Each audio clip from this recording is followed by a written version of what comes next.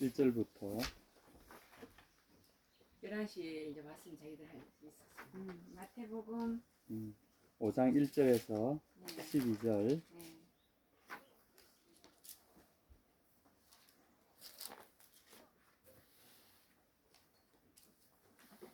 우리가 우리 식구만 있는 것이 아닌데 우리가 조금 생각이 좀 모자랐다. 그래도 그냥 10분쯤 뭐 있어요. 예예예. 이렇게 와 있어야지.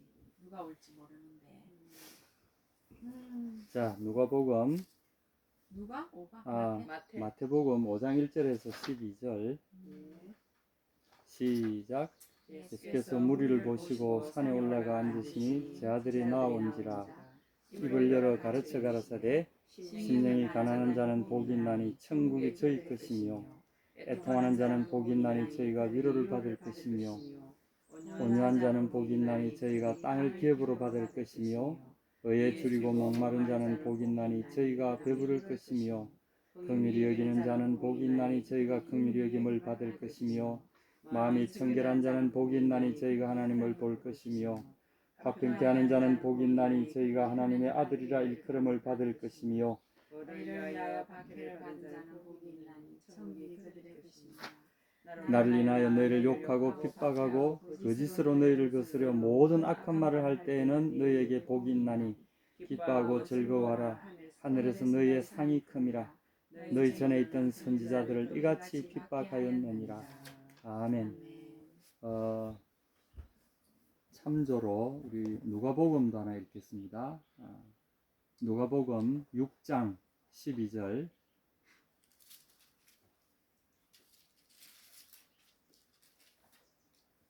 6장 20절.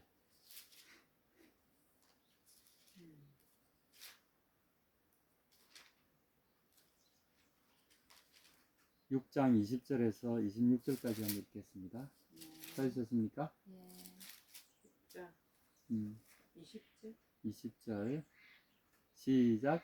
예수께서 눈을 들어 제자들 누가복음 여기 있네. 예수께서 눈을 들어 제자들을 보시고 이르시되 너희 가난한 자는 복이 있나니 하나님의 나라가 너희 것이며 지금 줄인 자는 복이 있나니 너희가 배부름을 얻을 것이며 지금 우는 자는 복이 있나니 너희가 웃을 것이며 인자로 말미암아 사람들이 너희를 미워하며 멀리하고 욕하고 너희 이름을 악하다 하여 버릴 때에는 너희에게 복이 있도다. 그날에 기뻐하고 뛰놀라. 하늘에서 너희 상이 큼이라. 그들의 조상들이 선지자들에게 이같이 하였느니라. 그러나 화 있을진저 너희 부유한 자여 너희는 위로를 이미 받았도다. 화 있을진저 너희 지금 배부른 자여 너희는 줄이리니 화 있을진저 너희 지금 웃는 자여 너희가 애통하며 울리로다.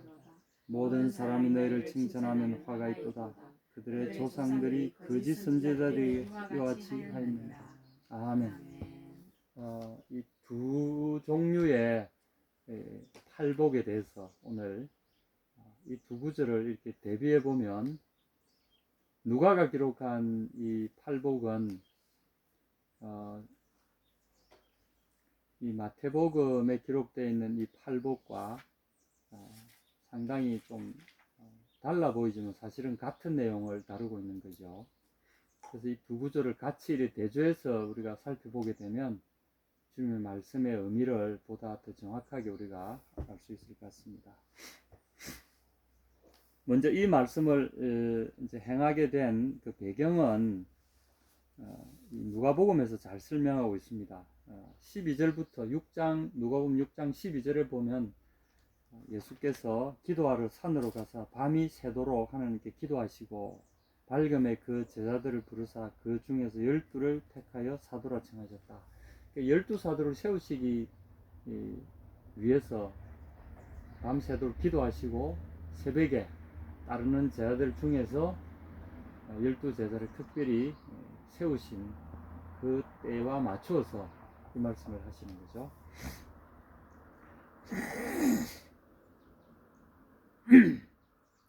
그래서 17절에 보면 예수께서 그들과 함께 내려오사 평지에 서시니 그 제자의 많은 무리와 예수의 말씀도 듣고 또 병고침을 받으려고 유대 사방과 예루살렘과 두로와 시돈의 해안으로부터 온 많은 백성들도 있더라. 그래서 온 무리가 예수를 만지려고 힘쓰니 이는 능력이 예수께로부터 나와서 모든 사람을 낫게 함이로라. 이 사실 마태복음도 4장 이 5장에서 산상수훈을 하시기 전에 그 상황을 또 설명해 놓았습니다. 똑같은 상황인데 4장 그 23절에 보면 예수께서 온 갈릴리에 두루 다니사 저희 회당에서 가르치시며 천국 복음을 전파하시며 백성 중에 모든 병과 모든 약한 것을 고치시니 그의 소문이 온 수리아에 퍼진지라. 사람들이 모든 앓는 자 곧 각색 병과 고통에 걸린 자 귀신 들린 자 간질하는 자 중풍병자들을 데려오니 저희를 고치시더라. 갈릴리와 데가볼리와 예루살렘과 유대와 요단강 건너편에서 흩한 무리가 조천이라. 이제 이 누가복음하고 기록이 일치하고 있죠. 이런 과정에서 예수님을 따르는 무리들이 이제는 엄청난 세력을 형성하기 시작할 시점에 특별히 그 중에서 예수님께 배우고자 하는 제자들을 따로 이렇게 부르셔서 그 제자들의 핵심은 12제자죠. 12사도라고稱해진 이 제자들을 핵심으로 예수님의 그야말로 핵심 그룹들을 따로 부르셔서 산 위에서 이 말씀을 이제 하신 겁니다. 그래서 이 무리를 보시고 누가복음 6장 19절에 보면 온 무리가 예수를 만지려고 힘쓰니, 이제 예수님에게 관심을 가진 사람들은 두 부류입니다. 하나는 뭔가 얻을까 해서 1차적으로는 병으로부터 좀 벗어나기 위해서 소문 듣고 예수님이라는 분이 오셨는데 참 용타더라, 저분을 만지기만 해도 무슨 병에 걸렸든지 낫는다더라 해서 온 그 이스라엘 전 지역, 남쪽 북쪽 가릴 것 없이 막 전 지역에서 막 그냥 산간지방, 해변지방, 뭐 북부지방, 남부지방 막 다 몰려오기 시작했어요. 그런데 20절에 보면 예수께서 눈을 들어 제자들을 보시고, 그죠? 제자들을 따로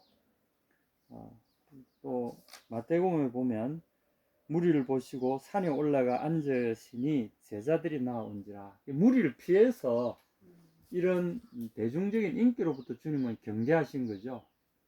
그리고 그들에게 아주 귀한 것들을 남발하고 싶지는 않으셨던 겁니다. 무리는 무리일 뿐입니다.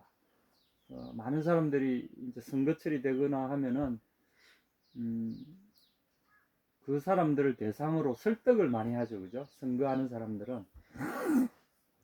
그래서 가짜 뉴스도 퍼뜨리고 어떤 사람은 진짜 뉴스도 퍼뜨리고 하지만 막 가짜들을 섞어서 남을 비방하거나 깔아내리고 자기가 잘났다, 자기를 뽑아달라, 이게 무리를 대상으로 합니다. 그러니까 이 사람들은 전문적인 지식이 있는 사람도 있지만 상당수가 그렇지 못한 사람들이죠. 그러니까 이 분위기에 휩쓸려 왔다 갔다 하다가 또 다른 뭐가 나타나면 금방 태도를 바꾸고 하는 그런 사람들이죠.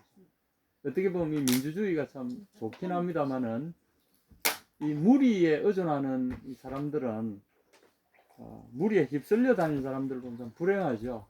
그러니까 요새는 이제 정치하는 사람들이 이런 대중들을 어떻게 하면 선동하고 휘어잡을 수 있을까, 그들을 적절하게 설득해내고 자기들의 마음에 맞는 것으로 설득해서 자기 편으로 삼을 수 있다면 권력은 항상 이들로부터 오니까, 그래서 이 대중을 선동하거나 아주 적극적으로 속이거나 이런 어떤 소위 말해서 이제 대중을 휘어잡는 방법이 예로부터 굉장히 인기를 끌어왔습니다. 대중을 설득하고 자기 편으로 만드는 사람, 수단과 방법을 가리지 않는 거죠. 근데 예수님은 오히려 대중으로부터 스스로 떠나셨다고 그러죠. 이거 참 중요합니다. 우리가 이제 크리스찬의 참된 의미를 발견하려고 한다면 예수님의 이 태도를 우리가 본받아야 됩니다. 이런 세상 시류에 쫓아다니는 대중으로부터 스스로를 분리할 줄 알아야 된다는 거죠. 물론 진실된 것으로부터는 우리가 적극적으로 진실을 찾아가야 되지만 대중의 인기에 영합하는 시류를 쫓아가는 이런 것들은 우리가 굉장히 경계해야 된다는 거죠. 그러다 보니 요즘에는 교회도 이런 시류에 쫓아가는 시류가 참 많아요. 그래서 사람들이 원하는 방식대로 맞춰주고 이렇게 함으로써 본질을 잃어가는 경우가 참 많습니다. 예수님은 이런 사람들과 거리를 두셨다. 이건 참 중요한 이야기입니다. 그리고 그 무리와 분리된 제자들을 향해서 예수님이 하시는 아주 중요한 교훈이 있는데, 이것은 우리가 구약에 보면은 출애굽기 이스라엘 백성들이 애굽으로부터 이집트로부터 탈출해 가지고 광야로 나왔잖아요. 그리고 광야로 나와서 한참 이집트에서 나와가지고 광야 생활에 적응도 제대로 안 된 상태지만 완전히 새로운 상태에서 모세가 출애굽기 20장에 보면 거기에서 율법을 드디어 선포합니다. 이집트에서 선포할 수도 있었지만 그렇게 하지 않고 광야로 끌고 와서 광야 속에서 세상과 단절된 가운데, 이게 굉장히 중요한 이야기예요. 지금 이것도 보면 무리라는 것은 세상 사람들이 살아가는 일반적인 사람들의 그 영향권이죠. 거기서부터 떠나서 산으로 올라가서 예수님만 특별히 따르는, 가르침을 따르는 핵심적인 제자들만 따로 산 위로 불러서 지금 말씀하시는 거죠. 똑같이 10계명도 똑같은 과정을 거칩니다. 이스라엘을 이집트라는 그 당시 문명의 핵심, 거기로부터 차단시켜서 이제 광야로 불러내시는 거죠. 해서 세상 문명으로부터 완전히 단절시키신 다음에 그 광야에서 이스라엘 백성들만을 상대로 10계명을 이야기하십니다.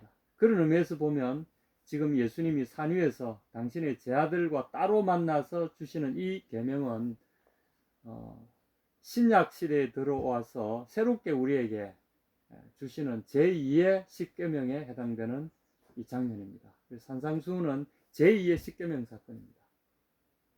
여러분 대비가 되십니까?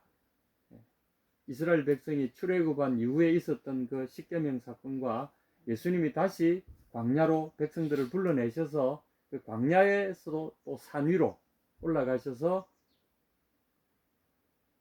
새로운 교훈을 선포하시는, 이것은 10계명입니다. 새로운 신약의 10계명이죠. 여기서는 이제 광야에서 했던 10계명은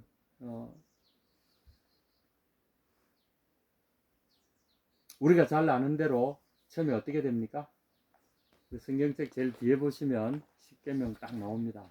성경책 제일 뒤에 보십시오. 뒤에서 쫙 펼치시면 뒷장을 책꺼풀에 있습니다. 책꺼풀에. 뒷장 책꺼풀에 딱 보시면 10계명이라고 나와 있죠. 제 이름 뭡니까? 너는 나 외에는 다른 신을 내게 두지 말라. 이렇게 쭉 해가지고 제1은 제2는 제3은 제4는 제4까지는 하나님과 관련된 계명들이죠. 그러니까 제4까지 하면 하나님을 내 목숨처럼 하나님을 사랑하라, 그런 의미죠. 그리고 이제 제5부터 제10은 6가지 계명은 이웃에 대한 겁니다.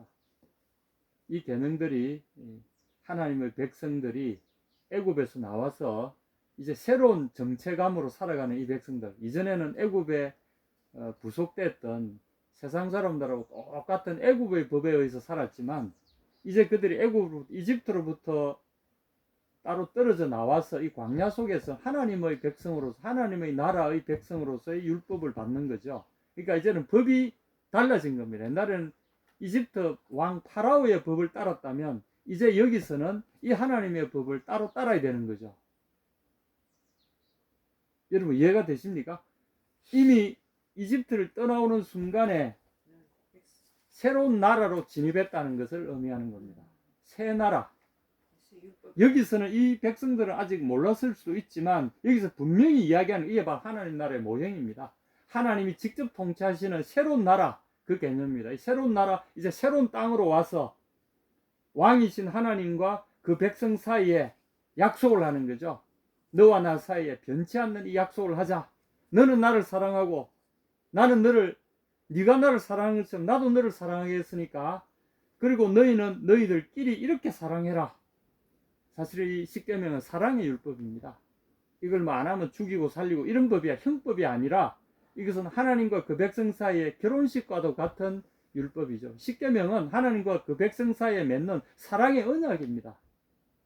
우리 계명 이래 놓으니까 뭐 안 하면 너 죽어, 일방적이고 이런 게 아니라 이 쌍방계약입니다. 쌍방계약. 결혼식 할 때 왜 이게 주례가 묻지 않습니까? 뭐라고 묻죠? 영원토록 사랑할 것인가. 예, 신랑은 신부를 영원히. 영원히 사랑하겠습니까? 그러면 이제 신랑이 예 하고 대답합니다. 그럼 다시 신부에게 묻겠습니다. 신부는 신랑을 남편으로 이제 맞아들이고 영원토록 뭐 검은 머리 팥뿌리가 되도록 사랑하겠느냐? 이렇게 묻죠. 그러면 예 하고 대답합니다. 그리고 두 사람이 다 서로 사랑의 언약에 대해서 예 하였으므로 이 주례는 이 두 사람을 여러 사람들 앞에서 부부가 되었음을 선포한다. 이렇게 하잖아요. 이 똑같아요. 십계명 이것도 사실은 하나님이 그 백성을 광야로 데리고 나오셔서 이제는 우리는 떨어질 수 없는 관계다. 나는 너희 하나님이 되고 너는 내 백성이 된다. 다시 말해서 나는 내 남편이 되고 너는 내 아내가 된다. 이런 관계를 맺으신 거죠. 그렇게 하시면서 서로 우리 변치 말자. 너는 나를 이렇게 사랑해라. 나도 너를 이렇게 사랑하마. 그리고 너희는 너희들끼리 이렇게 사랑해라. 예수님이 이 십계명을 딱 두 마디로 요약해 주셨잖아요. 첫 번째는 뭡니까? 신명기 6장에 있는 신명기 6장 그 4절에서 나오는 그 말씀처럼 쉐마 이스라엘 아도나이 엘로헤이누 아도나이 에하드 여호바 엘로헤이누 여호바 에하드 아합타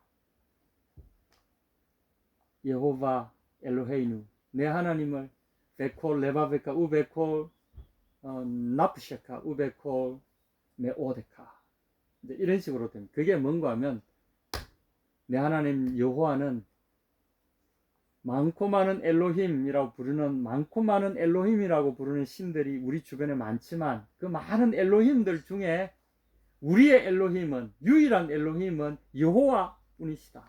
이렇게 한 이야기입니다. 여호바 엘로헤이누 우리의 엘로힘이신 분은 여호와시다. 여호바 에하 여호와 한 분뿐이시다. 많고 많은 신이라 불리는 신들 중에 여호와만이 우리 하나님이시다. 이런 고백이죠. 그러므로 너는 이 하나님을 우리 하나님 여호와를 내 목숨을 다하고 마음을 다하고 힘을 다해서 그분만을 사랑해라. 이게 이제 시작되는 그 신명기 6장 4절부터 시작되는 쉐마 구절입니다. 이스라엘아 들으라. 그래서 여기도 마찬가지입니다. 남편에 대한 그 신부의 계명을 1절에서 4절까지 4계명까지가 그렇습니다.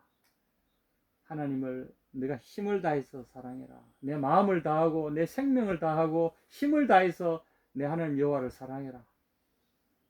아하브타 너는 사랑하라. 여호바 엘로헤이누 엘로헤카 너의 하나님 너의 엘로힘이신 여호와를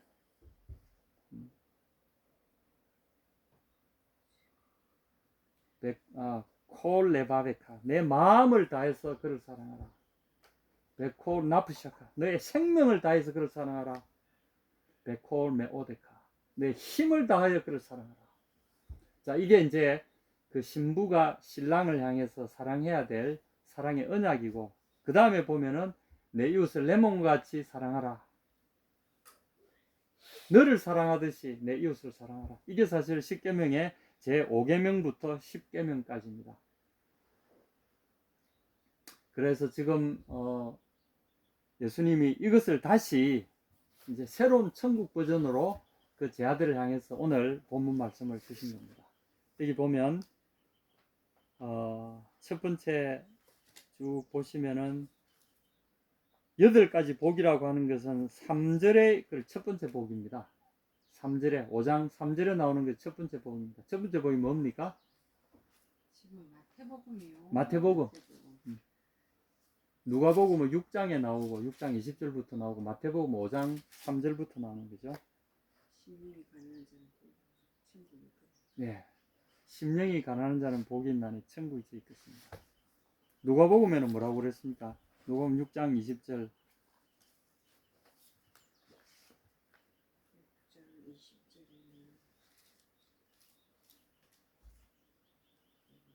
예수 죄를 보시고 너희 가난한 자는 복이 있나니 하나님의 나라가 예, 이게 첫 번째 복입니다. 너희 가난한 자는 복이 있나니 천국이 너희 것입니다. 가난한 자는 소유가 없는 사람을 말하는 거죠. 예, 소유가 없는 사람이 가난한 사람입니다. 무소유, 이제 우리 뭐 불교계에서도 그러고 소유가 없는 사람은 가난한 사람입니다. 근데 이 성경에서 구약에서 말하는 가난이라는 개념은 예수님이 말씀하신 가난이라는 개념은 그냥 우리가 재산이 없다 이게 아닙니다. 이거는 이제 마태복음은 거기에 심령이라는 말이 덧붙여져 있죠, 그죠? 네프쉐, 나프쉐란 말은 심령이 의미하는 것이고, 그 다음에 누가복음에 보면 심령이란 말이 없이 그냥 가난하다고 돼 있죠, 그죠? 그럼 이 두 말이 다른 것이냐? 사실은 같은 겁니다.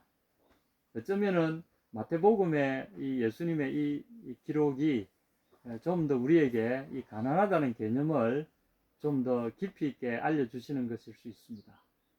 이 가난은 물질적인 이 가난이 아니라 부자도 가난할 수 있어요. 진정한 가난이 뭔가 하면 영혼에 관련된 거죠. 그 사람의 됨됨이에 관련된 겁니다. 우리 됨에 대한 인식, 우리가 어떤 사람인가에 따라서 부유한 사람일 수도 있고 우리의 어떠함에 따라서 우리가 가난한 사람일 수도 있습니다. 제가 한번 예를 들겠습니다. 우리나라에 그 내노라는 옛날에 뭐 이름 앞에 성씨 대신에 뭐 돈이라는 이름을 붙여서 성을 붙여서 부른 사람이 있어요. 누구라 하면 다 알 수 있는, 하도 부자니까 성씨를 부르지 않고 앞에 돈 누구누구 이렇게 불렀어요. 여러분 아시죠?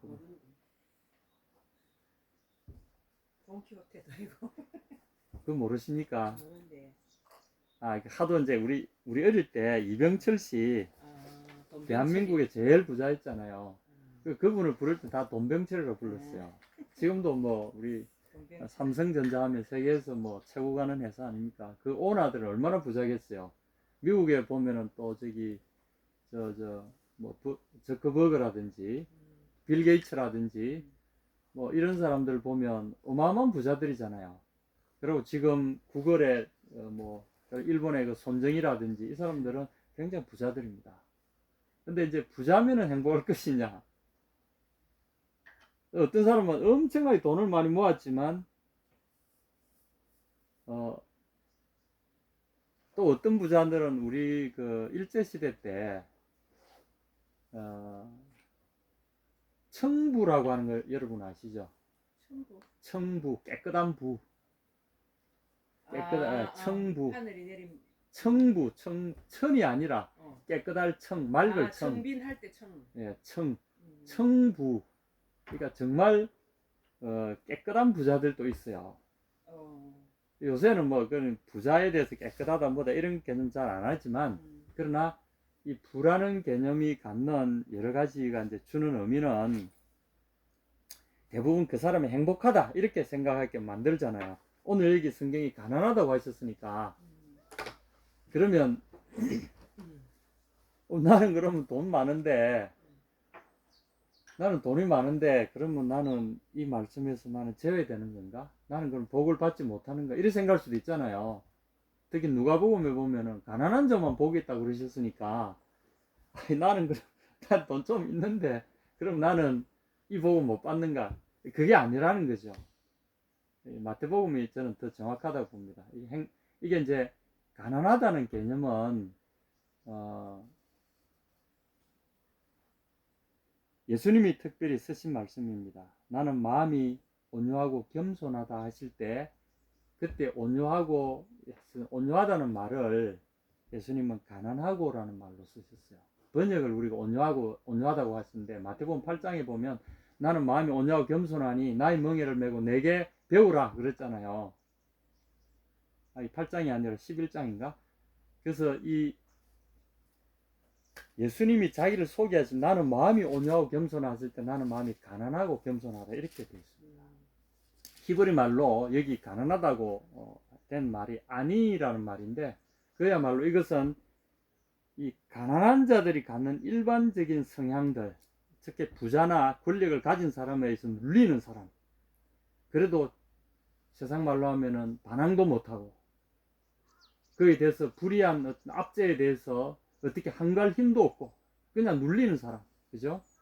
그 다음에 없으니까 가진 사람 앞에 몸을 숙여야 되잖아요. 부자들이 있는 회사에 가가지고 거기서 어떻게라도 그 회사에 다녀야 먹고 사니까 회사 오너는 배 뚱뚱거리면서 막 사람들을 이렇게 갈구고 막 이렇게 해도 소위 말해 이제 갑질이라 그러잖아요. 해도 거기서 대들었다가는 밥줄이 끊기니까 그렇게는 못하고 그래도 공손하게 누르면 누르는 대로 갑질하는 대로 다 받고 요즘 그렇잖아요. 요새 갑질이란 말이 그렇게 유행하고 있는 거 아닙니까? 이런 상태에 있는 사람들을 말하는 거죠. 근데 그 사람이 꼭 물질을 소유해서가 아니라 마음의 상태를 가리키는 거죠. 아무리 많이 가졌더라도 낮은 마음을 가지면 그는 가난한 사람입니다. 어떻게? 하나님 앞에서.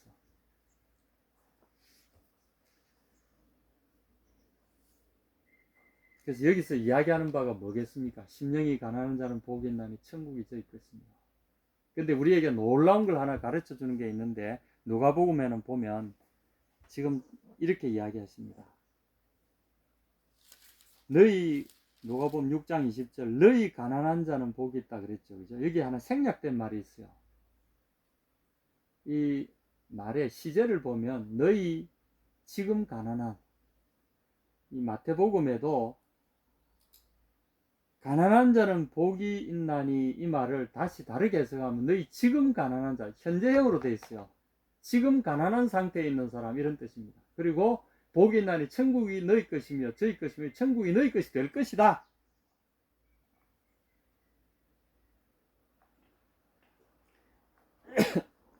천국이 너희 것이 될 것이다가 아니고 내 것이다. 지금 천국이 너희 것이다. 이 현재형으로 돼야 되지 놀랍지 않습니까? 지금 너희 가난하냐? 천국이 너희 것이다. 앞으로 천국이 너희에게 주어질 것이다가 아니고 뒤에도 보시면은 그런 의미에서 보면은 4절 애통하는 자는 복이 있나니 저희가 위로를 받을 이게 명백하게 미래 시제로 되어 있어요. 위로를 받을 시점은 미래예요. 애통한 시점은 지금이에요. 그리고 그 다음 5절도 마찬가지입니다. 온유한 자는 지금 온유한 자는 복이 있다. 지금 복이 있다. 복이 앞으로 있을 것이다 아니야. 앞으로 위로받을 시점에 복이 되는 게 아니라 지금 복이 있다는 거야.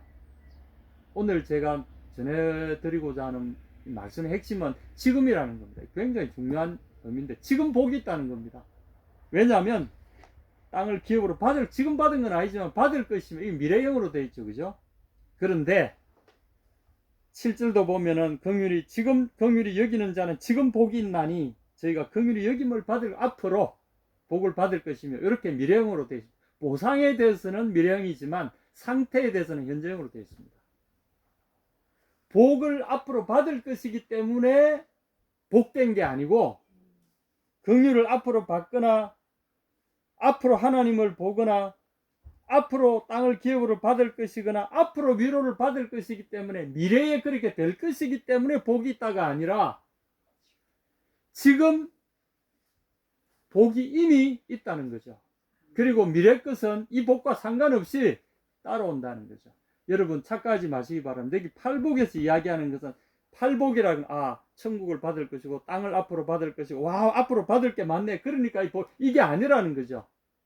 저는 팔복이란 말 자체에 대해서는 반대합니다. 예수님은 어디 팔복이라 쓰신 게 아니고 이건 히브리적인 개념으로 이건 하나의 의미를 다 담고 있는 여러 문장들입니다. 그 하나의 문장은 천국이 지금 너희 것이다 이 말입니다. 지금 18번째라고 알려진 이 복도 10절 아닙니까? 3절에 보면 첫 번째 복에 대해서 천국이 저희 것입니다 그랬죠. 그죠? 현재형입니다. 천국이 지금 너희 것이다 이래 되어 있고요. 10절에 보시면 8번째 복입니다만은 의를 위하여 지금 핍박을 받고 있는 자는 복이 있나니 천국이 저희 것이며 역시 현재형으로 되어 있습니다.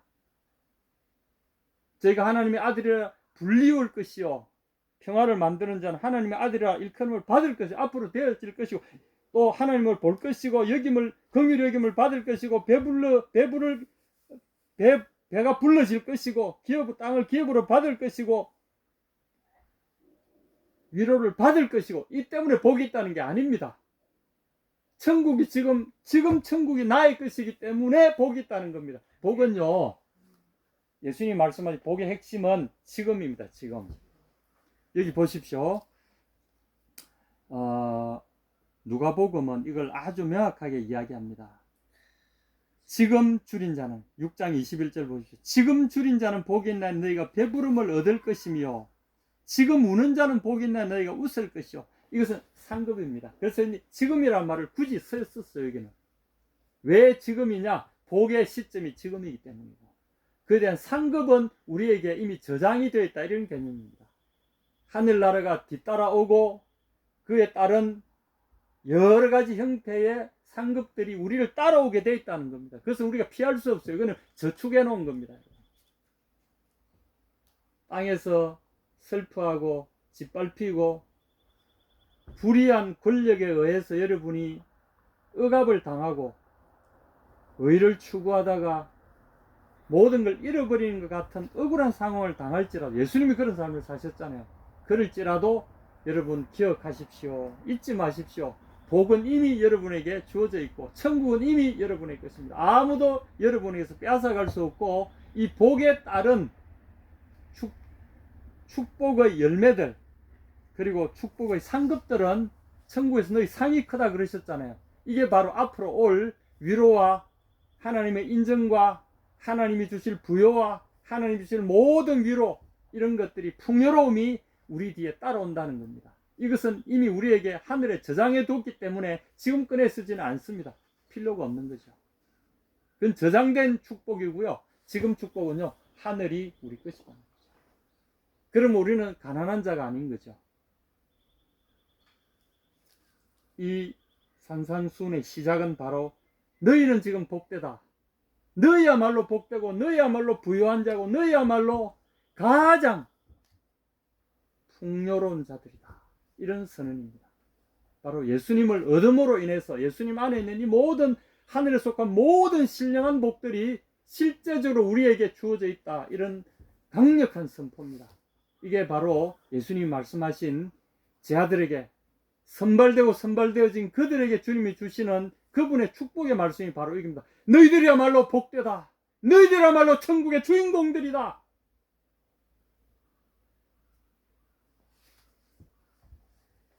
그걸 모르고 살았던 사람들에게 주님이 이렇게 말씀하십니다. 그러나 화 있을진저 너희 부요한 자여 지금 부요한 자여 너는 너희의 위로를 이미 받았도다. 세상에서 이미 다 누릴 거 다 누린 너희는 이미 다 받았다. 더 이상 없다. 천국에서 천국을 위하여 저축을 해두었더라면 이미 그것이 거기서 너희를 기다리려니만 너희를 기다릴 것은 아무것도 없다는 거죠. 화 있을진저 지금 너희 배부른 자여 너희는 줄이리로다. 화 있을진저 너희 지금 웃는 자여 너희가 애통하며 울리로다. 그날에 땅에서 웃을 거 다 웃었고 배부를 거 다 배부르고 누릴 거 다 누리고 즐길 거 다 누렸으니 천국에는 아무것도 없다는 거죠. 너희 모든 사람이 너희를 칭찬하면 화가 있도다. 그들의 조상들이 거짓 선지자들에게 이와 같이 하였는데 예수님 무리를 피하신 이유가 여기에 있습니다. 세상 사람들의 시류를 타고 오는 이런 것들은 허무하게 짝이 없습니다. 주님은 그런 걸로부터 교회가 떠나라고 말씀하십니다. 정치적인 이슈나 세상적인 이슈나 어떻게 하면 돈을 번다더라 어떻게 하면 잘 먹고 잘 산다더라 어떻게 하면 행복하다더라 세상 유행 따라가다 보면 천국에는 아무것도 남는 게 없기 때문에 그렇습니다. 그러므로 우리는 천국의 보배를 놓고 살아가는 사람들입니다. 그래서 지금 세상에 추구하는 바와 거꾸로 추구하는 것처럼 보이는 거죠. 그러니 세상은 부유를 추구할 때 우리는 가난을 추구합니다. 세상은 끌고 모아는 걸 추구할 때 우리는 나누어 주는 것을 추구합니다. 왜요? 불을 땅에 쌓아두지 않기 때문에 그렇습니다. 그 사람들은 땅에 불을 쌓아두지 우리는 나누어 줌으로써 불을 천국에 쌓아두고 있습니다. 애통하는 자는 복이 있나니 저희가 위를 무엇을 위하여 우리가 애통합니까? 얻지 못했기 때문에 갖지 못했기 때문에 애통합니까? 무엇 때문에 애통합니까? 대부분의 경우에 잃어버릴 때 애통을 하죠. 가장 소중한 것들을 잃어버릴 때 애통합니다. 왜 애통합니까? 우리는 가장 소중한 것을 하나님께 드렸기 때문에 애통하는 마음이 있을 수 있어요. 우리 젊은 날 주님 위해서 우리의 젊은 시간들을 드리고 우리의 장래를 주님께 투자하고 그리고 우리가 가진 소중한 것들을 주님의 일을 위해 내놓을 때 또는 그것을 추구하다가 우리가 핍박을 받을 때 애통하고 슬퍼할 수밖에 없죠. 그럴 때 하나님은 우리를 위해서 위로를 예비해 놓으셨다는 겁니다.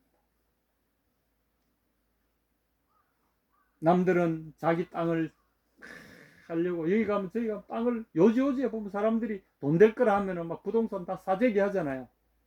그렇게 안 할지라도 하나님 앞에 그냥 내려놓고 온유한 자는요, 가난하다는 말과 똑같은 말입니다. 프라우스라는 이 그리스 말은 히브리 말에 아니라는 말과 사실은 같은 말들입니다. 가난하다, 온유하다, 이게 같은 말입니다. 하나님께 내려놓고 하나님의 공고하심을 바라보고 살아갈 때 막 이렇게 움켜쥐지 않더라도 하나님께서 우리에게 어마어마한 천국의 영토를 예비해 놓으셨다는 겁니다. 물론 땅에서도 이렇게 합니다. 희한하게 사람들과 거꾸로 가는데 우리가 모르는 영토를 지금 누리고 있잖아요. 지금 우리 보세요. 이거 소유권 하나도 없지만 누리는 데에서는 이게 짱입니다. 우리만큼 많은 땅을 누리는 사람 없을 거예요. 지금 복을 받고 있습니다. 이 온 산을 우리가 다 누리고 있잖아요. 이 밭을 누리고. 우리 소유권 등기된 거 아무것도 없어요. 우리 땅도 아니에요. 근데 우리가 이것을 누리고 있습니다. 의에 줄이고 목마른 자는 복이 있나니 저희가 배부를 것입니다. 하나님의 말씀에 대해서 하나님의 뜻이 실행되는 것을 바라보고 간절히 사모하고 그것에 목말라 할 때 하나님 우리를 위해서 넘치도록 채워주십니다. 여러분, 하나님의 말씀에 이 세상의 것들을 버리고 하나님을 쫓을 때 말씀에 대한 간절함이 여러분 속에 있지 않습니까? 그리고 이 말씀을 볼 때 그 뜻을 헤아릴 때 얼마나 우리 속에 충만함이 있습니까? 이런 일들이 일어납니다. 여러분, 오늘 다시 여러분에게 이야기합니다. 지금 우리는 복이 있습니다. 예수님을 선택한 삶에 대해서 세상과 비교해서 착각하지 마시기 바랍니다. 세상 사람들 많이 가졌는데 나는 지금 가진 것도 없고 뭐도 없고 뭐도 없고, 그렇다면 여기에 없을 뿐이지 그럼 어디 있습니까? 그게 천국에 가 있습니다. 우리를 위한 주님께서 아름다운 저장을 해놓으셨다는 걸 잊지 마시기 바랍니다. 그래서 이 말을 뒤집어서 보면 정확합니다. 내가 이제 결론을 내리겠습니다. 너희는 5장 3절 심령이 가난한 자는 복이 있나니 너희는 결코 가난하지 않다. 너희는 최고의 부자들이다.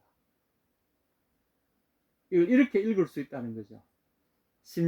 지금 심령이 가난한 자는 복이 있나니, 예수 안에서 지금 심령이 가난한 자는 예수님 말고는 다른 아무것도 갖기를 원치 않는 너희의 이 낮아진 마음들, 너희들은 최고의 부자들이다.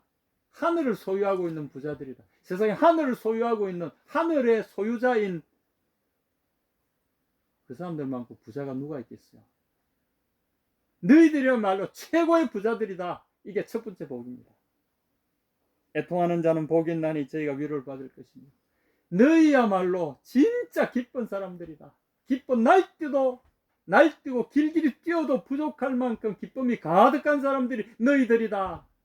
애통하고 있으냐? 애통한 마음이 있느냐? 너희를 길길이 뛰고 날뛸 만큼 기쁨이 예비되어 있는 너희야말로 가장 기쁜 사람들이다. 이게 두 번째.